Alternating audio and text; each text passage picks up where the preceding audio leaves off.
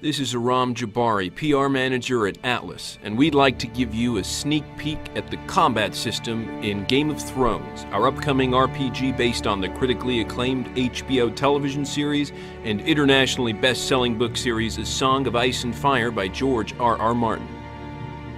Let's start by taking a look at the core of the game's combat engine, the active pause system. Game of Thrones is a fast-paced role-playing game where all combat, skill use, and item use happen in real time.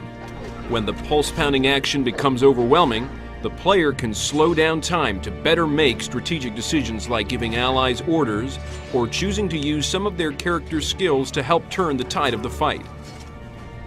It's important to note that time can never be stopped outright, as it can in many other games. This serves to preserve the tension and urgency one would expect from fights in the Game of Thrones universe.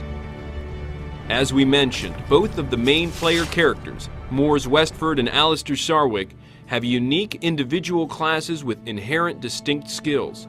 Mors, a hardened warrior of the Night's Watch, can fight as a landed knight, a brutish hedge knight, or as a fierce Magnar.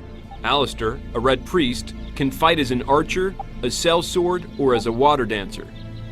These different classes will determine the weapons and armor that Mors and Alistair can use.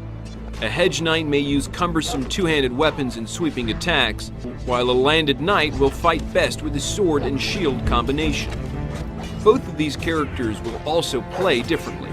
For example, Alistair is not quite as stout in battle as Mors is.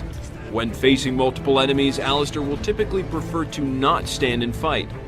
To this point, Alistair will have many more options that involve engaging enemies at range, while Mors will usually need to take the fight right to the enemy. Perhaps you want to play as a water-dancing archer or an effective heavy-armored Magnar? The game's multi-class customization options make these character builds possible.